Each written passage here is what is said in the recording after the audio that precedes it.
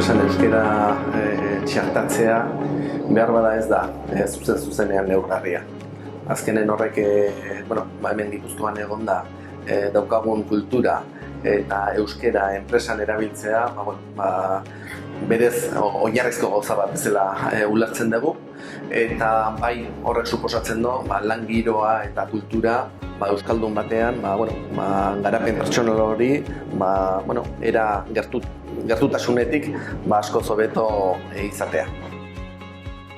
Gaur egungo errealitateak gure gazteak bai ikastolatik, bai eskolatik euskeraz heziketa izaten dute, baita lanbide heziketan edo unibertsitatean ere, eta bai daukagun erronka bada enpresetara iristen direnean euskeraz jarraitu dezatela. 40 urte eman ditugu hezkuntzan euskalduntze prozesu bat itxuratzeko baliabide personalak eta baliabide ekonomikok sartzen, eta orduan ikasle horieganak lanbide heziketara jun ala unibertsitatea jun ez da koherentea lan mundura ailegatzen direnean erderarekin topo egitea, ez? Eta orduan iruditzen zaigu eremu sozioekonomikoan hizkuntzen kudeaketaz hitz egin beharra dagoela, eta eremu sozioekonomiko horrek kudeaketa aurreratuaren baliabidetan irizpide bat gehiago sartu beharko lukela hizkuntzaren kudeaketa da. Dela bertakoa, euskera, ala beste guztiak, ezta? Badaude enpresa batzuk 8 hizkuntzekin lan egiten dutenak, baino gureari eusten diote, ez?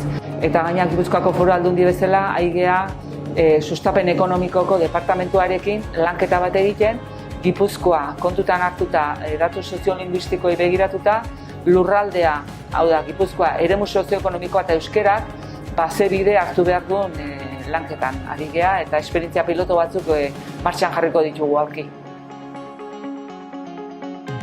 Nik uste goraipatu behar dela, lanbide heziketak Gipuzkoan gehien bat, ze balore duen, ze kalitatezkoa den, eta hau da, besteak beste, enpresekin erlazio zuzena daukalako.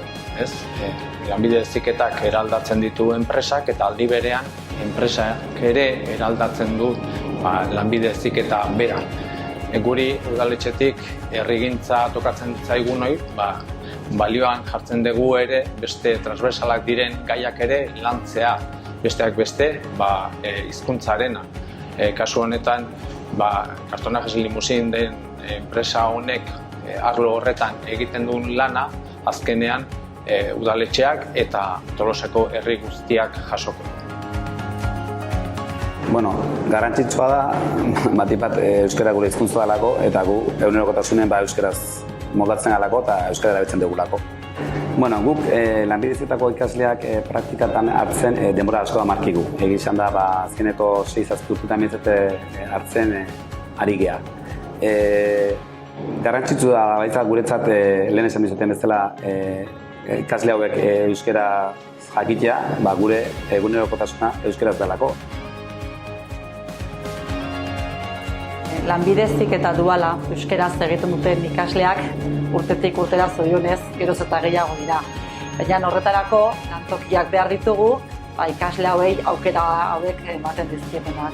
Orduan, ezinbestekoak ditugu lantokitako instruktoreak euskaldunak izatea, eta limusin kartoiak enpresa bezalako lantoki gehiago ezinbestekoak dira. Orduan, gustatuko litzaidake lanekiren izenean eskerrak eman limusin kartoiak enpresari, eta aukera hori lanbide heziketa duala euskeraz eskaintzen dieten gainontzeko ikasleei egitasmo hau duala euskeraz egin ahal izateko.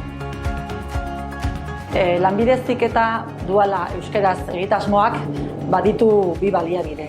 Alde batetik, www.lhdualaeuskeraz.eus web horri bat badaukagu, non bertan adierazten ditugu ikastetxearentzat, ikaslearentzat eta lantokientzat beharrezkoa den informazioa eta egokia daukaten informazioa egitasmo hau aurrera atera ahal izateko.